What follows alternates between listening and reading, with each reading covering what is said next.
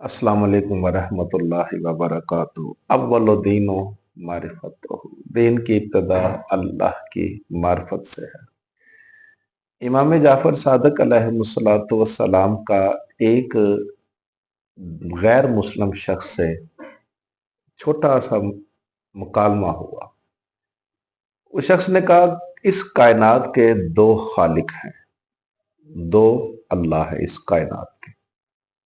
امام نے ارشاد فرمایا کہ تیرا یہ کہنا کہ کائنات کے دو خدا ہے، اس کے ایک ہونے کی دلیل ہے۔ کہنے لگا کس دلیل کی بنا پر؟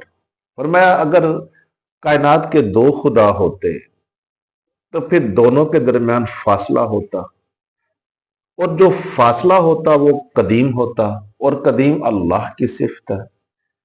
تو جو فاصلہ ہوتا پھر وہ بھی خدا ہوتا، وہ بھی ہمیشہ سے ہے، اس کو بھی کسی نے پیدا نہیں کیا۔ تو پھر تین خدا ہو جاتے۔ اگر تین کہو گے خدا ہے تو پھر تینوں کے درمیان فاصلہ ہونا لازم ہے، تو پھر پانچ خدا ہو گئے۔ اسی طرح سے پھر خدا بڑھاتے جاؤ گے تو ماننا پڑے گا کائنات کے زیادہ خالق نہیں، فقط ایک اللہ ہے جو پوری کائنات کا خالق ہے، اس ذات کا نام ہے اللہ۔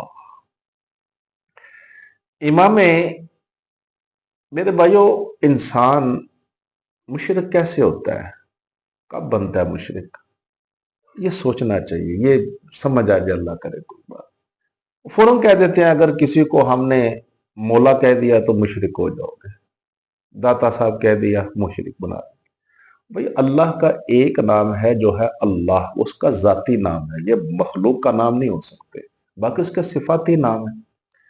اسی طرح تو ہمارے ہاں بھی کئی لوگوں کے نام جبار ہے، اللہ کا نام بھی جبار ہے۔ کئی لوگوں کے نام لطیف ہوتے ہیں، اللہ کا نام بھی لطیف۔ تو کیا معنی اس کا لفظ تو ایک ہے لیکن معنی ایک نہیں ہوتا۔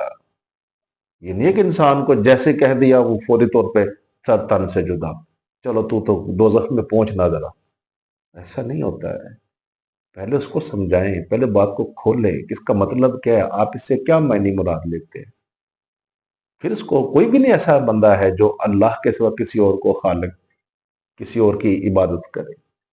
خدا ہم سب کو سمجھنے کی توفیق عطا فرمائے۔ السلام علیکم۔